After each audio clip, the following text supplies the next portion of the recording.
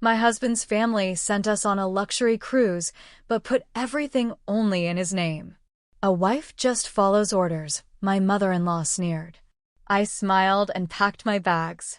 The next day, I served him divorce papers in the grand dining room. Their faces went white as they realized what I'd done before I left. The cream-colored envelope slid across the mahogany table with practiced grace, but I noticed the slight tremor in Amoy's manicured hand. That tiny twitch told me everything I needed to know. My mother-in-law was enjoying this moment a little too much. My name is Lovisa, and after 7 years of marriage into the Fernandez family, I've learned to read between the lines of every considerate gesture. A luxury anniversary cruise, Amoy had announced, her voice dripping with honey. 10 days in the Mediterranean. Harrison, dear, you and your wife must be thrilled. I'd watched my husband's face carefully as he opened the envelope. His expression remained neutral, practiced. Thank you, Mother. That's generous. The dining room of their mansion felt suffocating despite the high ceilings and expensive art. I reached for the cruise documents, noticing Harrison's fingers tighten slightly before releasing them. That's when I saw it, or rather, didn't see it. The booking is only in Harrison's name, I'd said quietly, scanning the papers. The cabin reservation, the meal arrangements, even the shore excursions, all listed under Mr. Harrison Fernandez. Amoy's smile widened a fraction. Oh, it must be a clerical error. Though, really, dear, does it matter? You'll be together anyway. I felt Harrison's aunt shift uncomfortably in her chair. She knew. They all knew. It's fine, Harrison had interjected before I could respond. We can fix it when we board.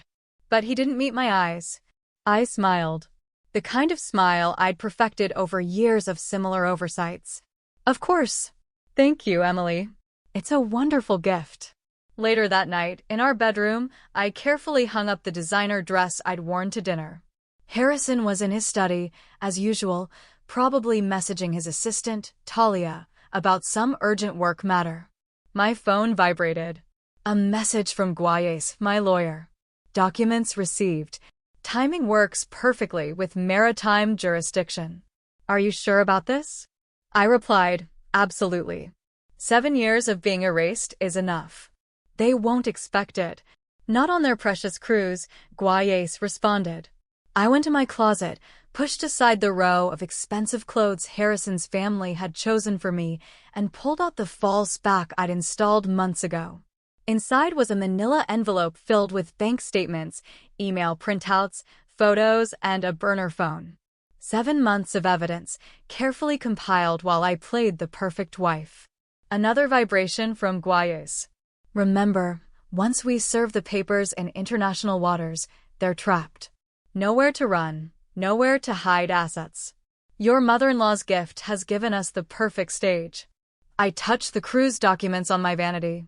Emily had orchestrated this latest slight thinking it would break me. Instead, she'd given me exactly what I needed, a captive audience for what was to come. My phone lit up with a message from Harrison. Working late. Don't wait up. I replied, of course, darling. Love you. Then I opened my laptop and checked my private email. The confirmation from the private investigator was there, along with recent photos of Harrison and Talia entering a hotel yesterday afternoon. The bedroom door opened, and I quickly switched screens. Harrison walked in, loosening his tie. Mom wants us to have breakfast together tomorrow to discuss cruise details. Wouldn't miss it, I said, closing my laptop. Though I should probably check if I can even board, since my name isn't on anything. He sighed. That familiar sigh that said I was being difficult. You're making a mountain out of a molehill again.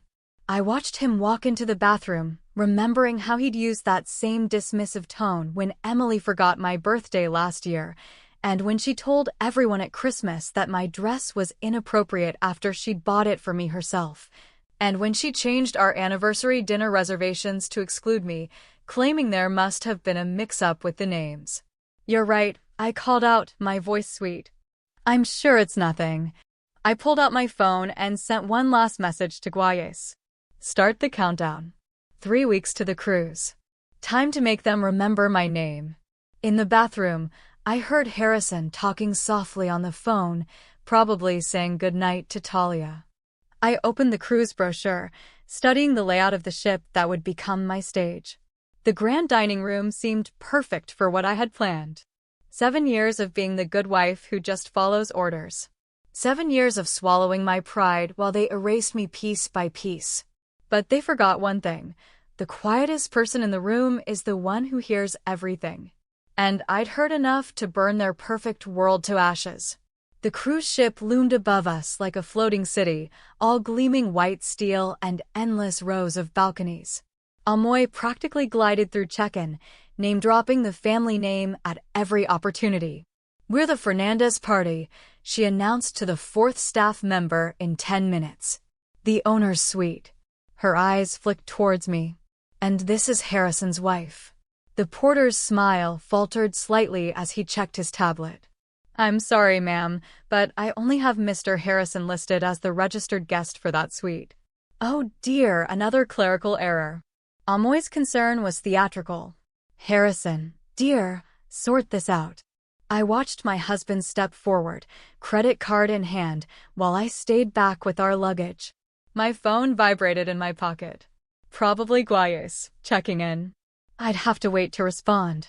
"All sorted," Harrison announced minutes later, handing me a key card. "Though really, you should have mentioned this before we boarded." I smiled apologetically. "You're right. Silly me." That night, while Harrison showered, I sat at the desk with my laptop. The ship's Wi-Fi was excellent, exactly as I'd confirmed it would be when I researched this specific cruise line months ago. A soft knock at the door made me quickly change screens. "It's me, Lavisa, dear. The family's meeting for drinks in an hour." She peered past me into the suite. "Is Harrison here?" "Showering. I'll tell him." She lingered in the doorway. "I ran into Damien earlier, Harrison's lawyer friend. He's on board, too." What a coincidence, really. I kept my voice neutral. "How nice." "Yes, they're probably discussing that offshore account situation." Christine's eyes widened slightly as she realized what she'd said. "I mean, the business matter. You know how these financial things are." Of course, I smiled warmly. "Do you want to come in, or?" "I should go change. Emily's insistent we dress appropriately for dinner." "Did you bring anything appropriate?" After she left, I pulled out my phone and replayed the recording of our conversation. Christine's slip about the offshore account was perfect, exactly the kind of evidence Guayas had said we needed. I opened my suitcase and reached into the hidden compartment I'd sewn into the lining. The small voice recorder was still there, waiting. Damien liked to drink and talk, especially about his clever legal maneuvering. Now I just needed to get it into his suite. During drinks, Emily held court at the ship's most exclusive bar, introducing Harrison to every wealthy passenger within reach. I sat quietly, watching Damien drain his third scotch while he regaled stories about law school. "Remember that professor?" He chuckled, clapping Harrison on the shoulder, "the one who taught us how to hide assets during a divorce?" Man, that class was valuable. I excused myself to use the restroom, palming the recorder. Damien's suite number was easy to acquire. I'd overheard Emily arranging adjoining rooms for everyone earlier. The service corridor gave me access to his balcony. 10 seconds later, the recorder was tucked behind his desk, and I was back in the hallway. My phone vibrated again. "Guayas, I got your email. Bank records confirm unusual transfers from 6 months ago." You were right. I remembered that day, sitting in our home office, when Harrison's email had accidentally synced with my laptop. Seeing the messages from Talia pop up. "Already miss you. Last night was amazing. When can we be together for real?" I'd stayed quiet. Started gathering evidence. Watched as Harrison became more careless. The hotel receipts, the business dinners, the way Talia started appearing at family events, always standing a little too close to my husband. Back in our suites that night, Harrison was on the phone again. "Talia says there's an emergency at the office." She might need to fly out and meet us at one of the ports. Whatever you think is best, darling. I focused on unpacking my clothes, carefully hanging each item. You know, you could try being more grateful, he said suddenly. This cruise wasn't cheap. I turned to face him. You're right. Thank you for bringing me on your family's cruise. He didn't catch my emphasis on your, just like he didn't see me tuck my laptop into the room safe, the one that held screenshots of every email, every bank transfer, every hotel booking he thought he'd erased. My phone lit up with a message from Ami, a friendly passenger I'd met earlier. Drinks tomorrow? You look like you could use a friend on the ship. I replied, yes, while Harrison climbed into bed, his back to me as usual. In the darkness, I touched the thin gold wedding band on my finger. 3 days until we reached international waters. 3 days until the perfect wife disappeared, leaving only the truth in her wake. Good night, Harrison, I whispered. He was already feigning sleep. Your mother-in-law is amazing, Ami said, stirring her mojito. We were sitting in a quiet corner of the pool deck, watching Emily preside over her usual circle of admirers. I've never seen anyone correct a waiter's pronunciation of bruschetta so aggressively. I sipped my drink, enjoying the afternoon sun. That's nothing. Wait until someone serves her wine at the wrong temperature. And your husband just lets her treat you like that? Ami tilted her head. Harrison learned from the best. I nodded towards where he sat with Damien, both pretending to read financial documents while surreptitiously checking their phones. The ship's horn blasted, announcing our approach to the next port. Right on cue, I saw Talia walking across the deck, designer luggage in tow. I'd done my homework. She was wearing the exact shade of blue that Emily had praised at the charity gala last month. Who's that? Ami asked, following my gaze. Harrison's assistant. Here to manage an office emergency. I kept my voice light, even as I watched Talia approach our group. Emily's face lit up. Talia, dear, what a wonderful surprise. Harrison stood up quickly, too quickly. Mother, you remember my assistant? The Tokyo deal needed immediate attention. I checked my phone under the table, making sure the camera was recording. Every greeting, every touch that lingered a second too long, every glance between my husband and his lover, all documented. Lovisa. Talia nodded towards me, her smile perfect. I hope you don't mind me crashing your anniversary cruise. Duty calls. Of course not, I returned the smile. Harrison's work is important. Ami's eyebrows shot up, but she didn't say anything. That night, I dressed carefully for the captain's dinner, a black dress Emily had deemed acceptable last Christmas. Harrison and Talia had disappeared for a business meeting, but I knew they'd make an appearance eventually. They always did, just far enough apart to avoid suspicion. More wine appeared. Christine materialized beside me, already tipsy. You seem tense, dear. I'm fine. Just tired from all the excitement. Speaking of excitement, did Harrison tell you about the new accounts? The Cayman ones? She giggled. Oops, probably shouldn't mention that. My phone recorded every word. Mr. Fernandez, a crew member, approached. There's a call for you in the purser's office. It was Guayes. Everything's in place, he said when I picked up the secure line. We have enough evidence. Are you ready to proceed? I watched Harrison and Talia slip into the dining room through different doors. Exactly 3 minutes apart. Yes, tomorrow night. Your husband's been busy, Guayes continued. 3 new transfers this morning. He really thinks he's covering his tracks. He learned from Damien, I thought grimly. Speaking of which, check your email. The recording from his suite is enlightening. Back at dinner, Emily was explaining the correct way to address household staff. I sat silently, playing my part one last time. My phone vibrated with a message from Ami. You okay? You have that look. What look? I replied. Like you're watching a house burn down and you have the matches. I smiled into my wine glass. Almost, but not quite. I have a blowtorch. Harrison leaned in. Mom wants us all to do the sunset yacht excursion tomorrow. Sounds lovely. Will Talia be joining us for that business meeting too? His jaw tightened. You're being ridiculous. Am I? I touched his arm softly. You have lipstick on your collar. That shade of pink isn't my color. He paled slightly, then recovered. You're imagining things again. Of course I am. I stood up. Excuse me. I need some air. On deck, I finally checked the message I'd been avoiding all day. Guayes had sent a simple text, "We have enough." Ready? I replied, tomorrow night. The grand dining room. Make sure everyone's notified. Ami found me by the railing. Want to talk about it?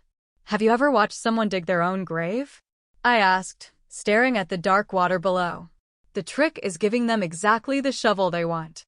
That's critical. I laughed softly. Tomorrow night, come to dinner in the grand dining room. Wear something nice. Why? Because some anniversaries deserve a proper celebration. I smoothed my dress. And some families need to learn that sometimes the wife can be the most dangerous person at the table.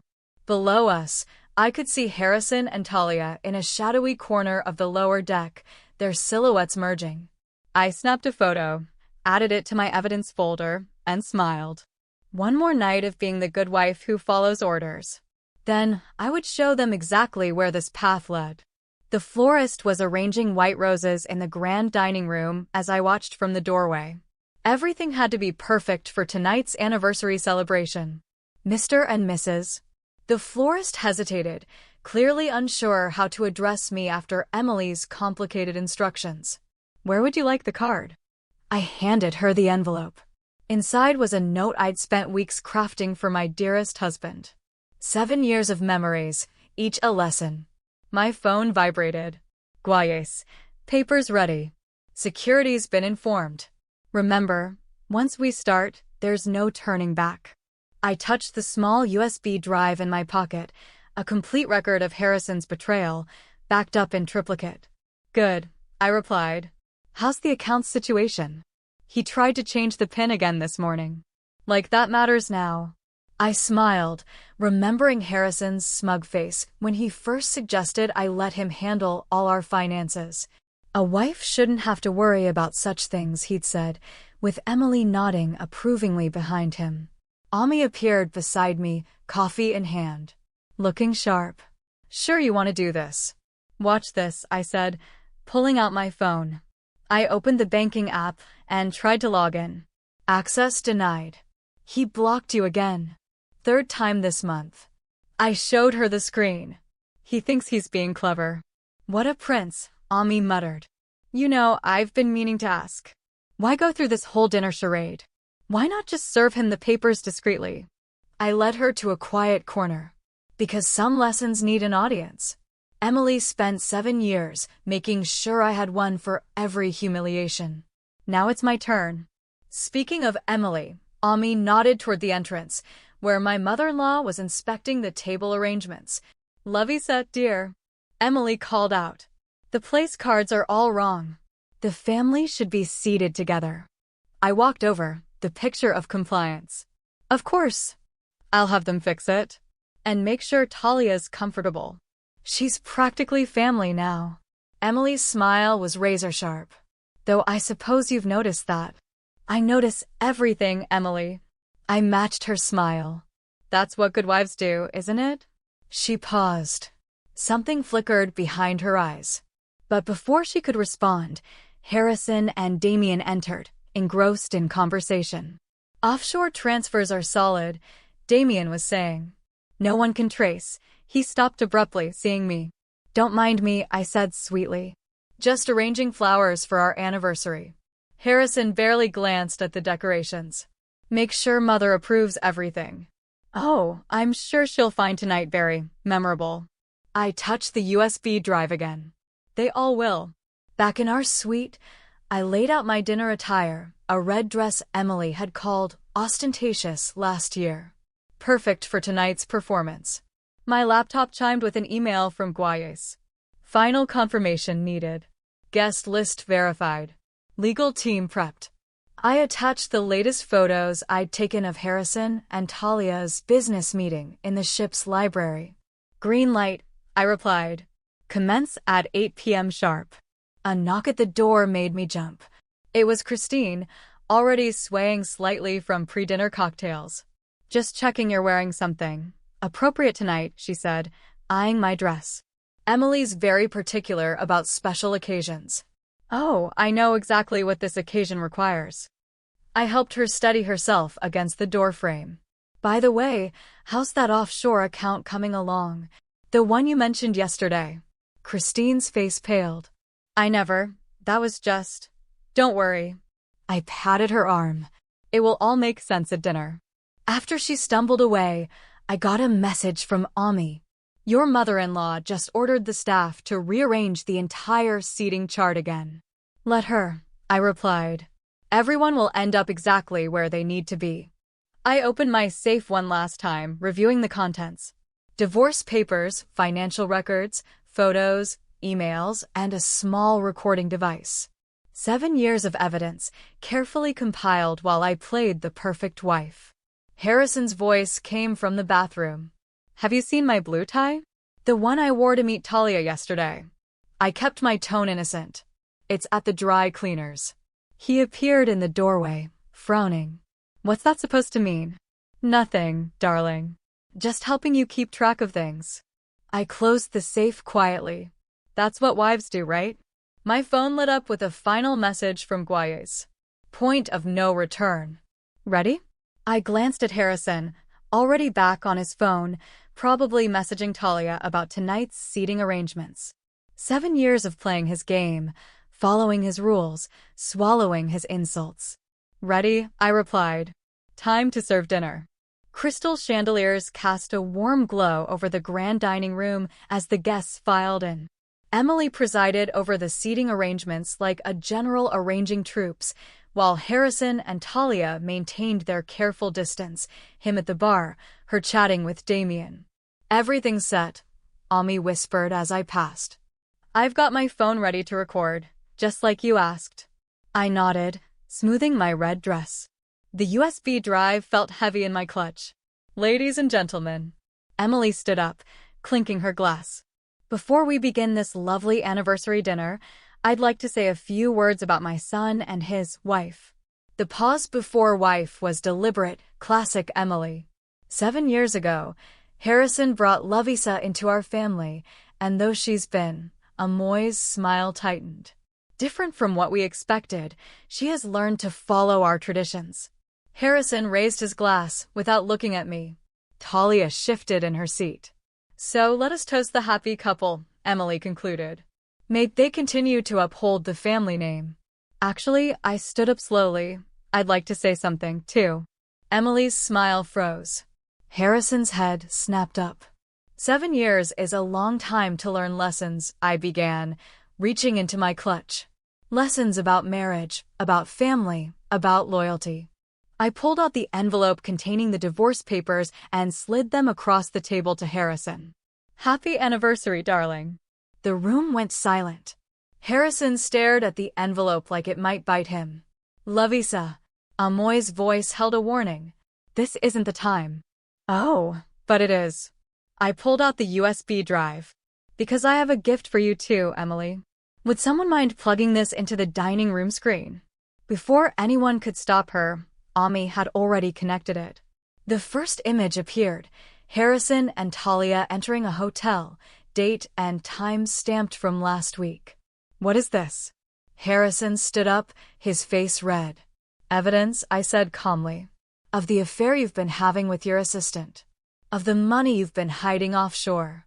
Of every little scheme you and Damien cooked up to protect your assets. Damien choked on his wine. You can't prove. I pressed play on my phone. His voice filled the room. The offshore accounts are untraceable. Harrison's wife will never see a cent. Christine gasped. Emily's face turned ashen. But wait, I continued, there's more. Emily, remember all those clerical errors with my name? The forgotten birthdays? The deliberate humiliations? I clicked to the next slide. I kept records of those too.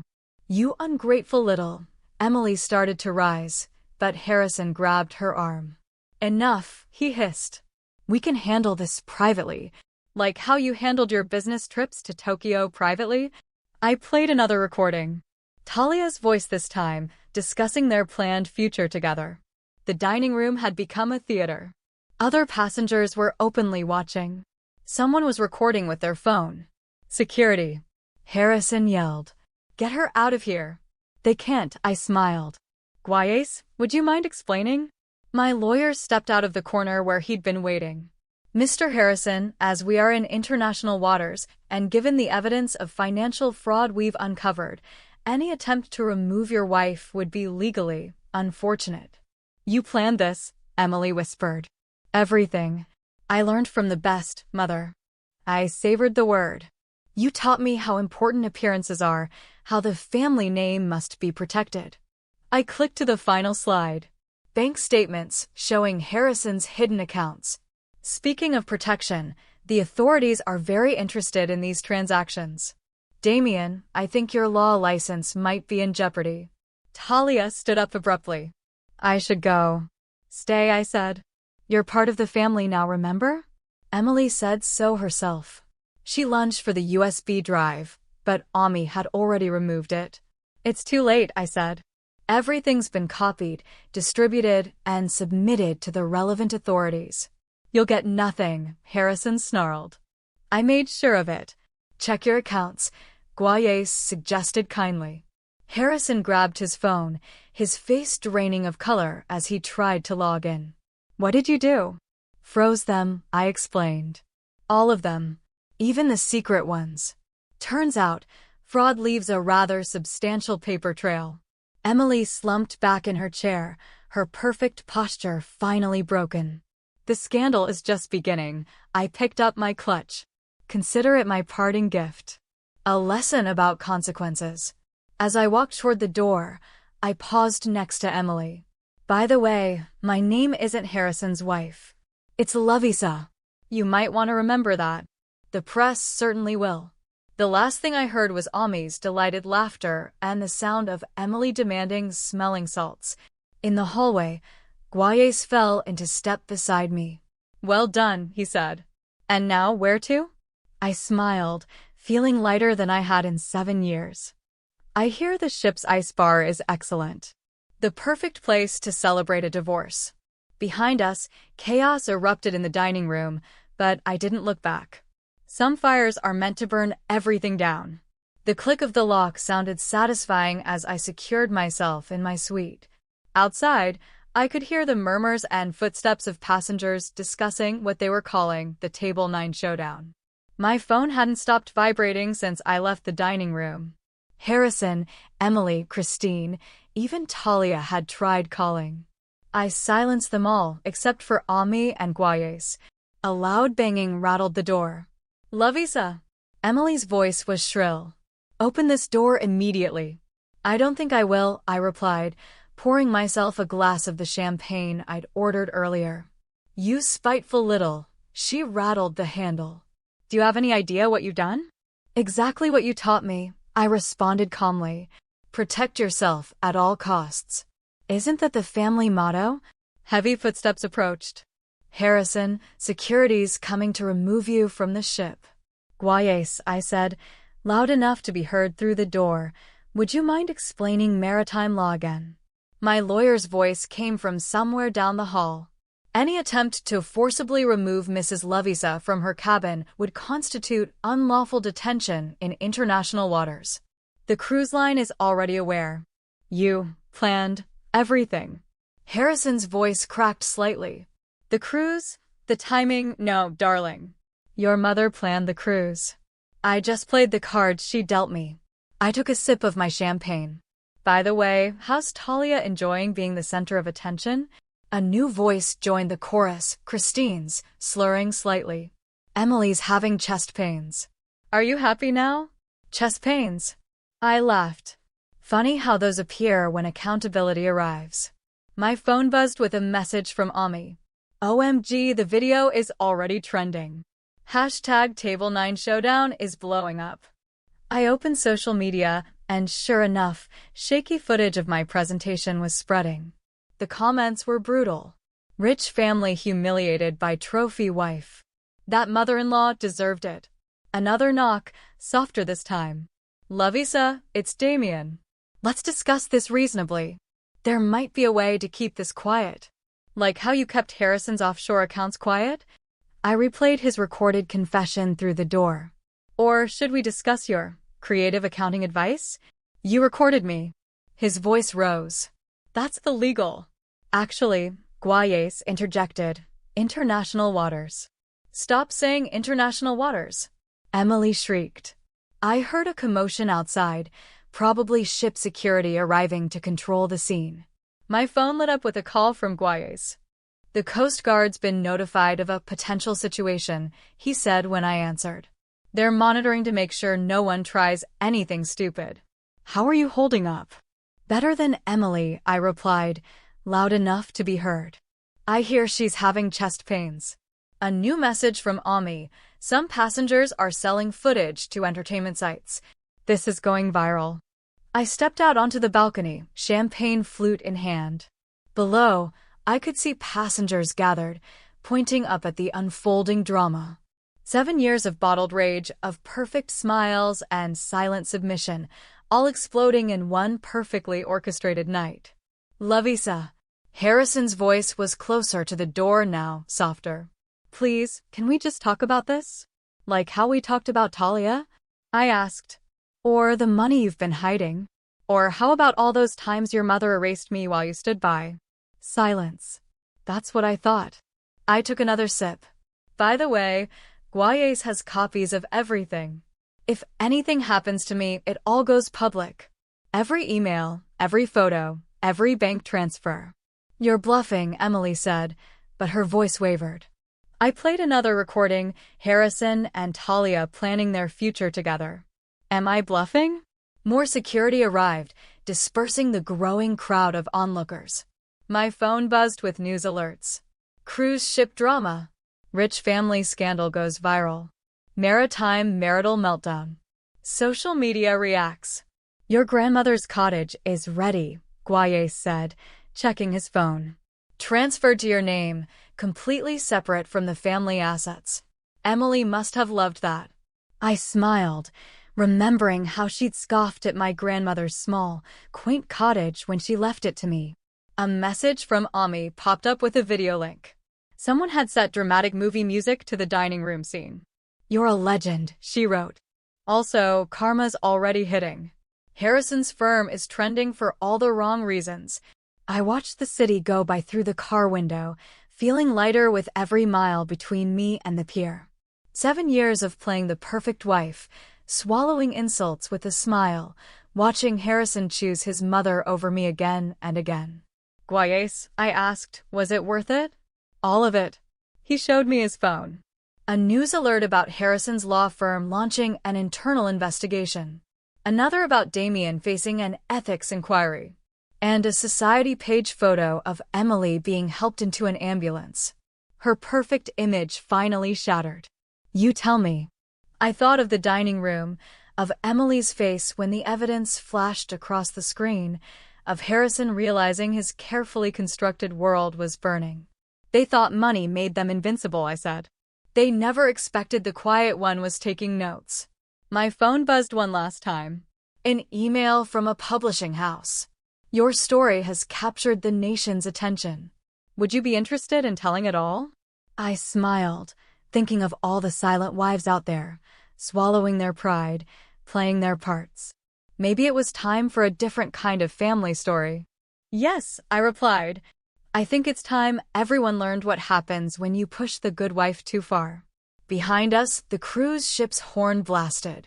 A final farewell to the family I'd just reduced to ashes. The cottage windows let in streams of morning sunlight as I set up my new home office. My rescue dog, Max, napped on the sun-warmed wooden floors while I unpacked the last box, the one marked evidence. My phone vibrated with a news alert. Law firm partners vote to oust Harrison after financial investigation. Karma isn't just a concept, I murmured to Max, it's a promise. Ami's call came right on cue. Have you seen the latest? Emily had to resign from 3 charity boards and Christine's in rehab. Oops, I said, settling into my grandmother's old desk. How's the internet taking it? Your story's being shared in every women's group. You're like a folk hero for every trapped wife. The doorbell rang. Max barked once, then wagged his tail as I opened the door to find Guayes holding a thick manila envelope. "It's done," he said, handing it to me. "Divorce finalized." The judge was particularly interested in those offshore account records. I led him to the kitchen, where coffee was already brewing. "How bad is it for them?" "Harrison's firm is imploding." Turns out, he wasn't just hiding his own money. Guayes accepted a mug. Damien's been disbarred, and he grinned. Let's just say the society pages aren't being kind. My laptop chimed with an email notification. Another interview request. The publishing house wanted the full story, from the first meeting with Harrison to the final showdown at sea. "You should do it." Guayes nodded toward my screen. "People need to hear how these things happen. How abuse isn't always bruises, it's the silent cuts." I agree. The small erosions of dignity. Death by 1,000 polite humiliations. My phone lit up with a message from Talia. "I'm sorry. I should have known he'd do to me what he did to you. Looks like your replacement's having regrets," Guayes pointed out. "She'll learn. They all do." I opened my laptop and created a new document. The cursor blinked, waiting. Another news alert. Emily hospitalized again after social media backlash. "Still playing the victim," I muttered. Speaking of playing, Guayes pulled out his tablet. "Your new PR firm is taking off. 3 clients already, all wanting to rebuild after toxic relationships." I thought of my grandmother's words before she died. "That cottage they scoff at? It's your escape hatch, dear. Use it when you're ready." She'd known. She'd seen through Emily's perfect manners and Harrison's charming smile. She'd left me not just a cottage, but a foundation to rebuild on. Max patted over, resting his head in my lap, as I began to type. To the woman reading this, wondering if she's crazy for noticing the small cruelties, the subtle erasures, the polite degradations, you're not crazy. You're not oversensitive. And you're not alone. The doorbell rang again. This time, it was Ami, with wine and takeout. "Figured you'd need dinner and gossip. The cruise line's using your story in their sexual harassment training." I laughed. "Seriously? Apparently, you're a case study in how not to treat passengers." She set down the containers. "Oh, and Harrison's mother tried to join the country club in the next town. They rejected her." "Money can't buy back reputation," Guayes mused. I raised my wine glass. "To karma." "To evidence," Guayes countered. "To both," Ami finished. "And to the quiet wives who keep the receipts." My phone buzzed one last time. A message from Christine. "You were right about everything." "I'm getting help." I showed it to Guayes. "Think she means it? Does it matter?" He gestured around at my comfortable new home, my thriving business, my peaceful life. "You've already won." Back at my laptop, I continued typing. They think silence means weakness. They think submission means defeat. But sometimes, the quiet ones are just gathering evidence, building strength, waiting for the perfect moment to show them exactly who they underestimated. Ami looked over my shoulder. "The book's really going to happen. People need to know," I said. "About the subtle abuse, the financial traps, the family dynamics that enable it all. And the escape hatches," Guayes added. I looked around at my grandmother's cottage, now my sanctuary, my fresh start, my victory palace. Max dozed peacefully. The setting sun painted the walls gold, and my phone remained blessedly free of Harrison's name. "That's the thing about karma," I typed. "It's not about revenge. It's about balance. And sometimes, balance requires you to burn every single bridge behind you and build a new path forward." Ami refilled our glasses. "To new paths." I smiled, thinking of Emily's crumbling empire, Harrison's ruined career, and my own unexpected rise from silent wife to a voice for change. "To new paths."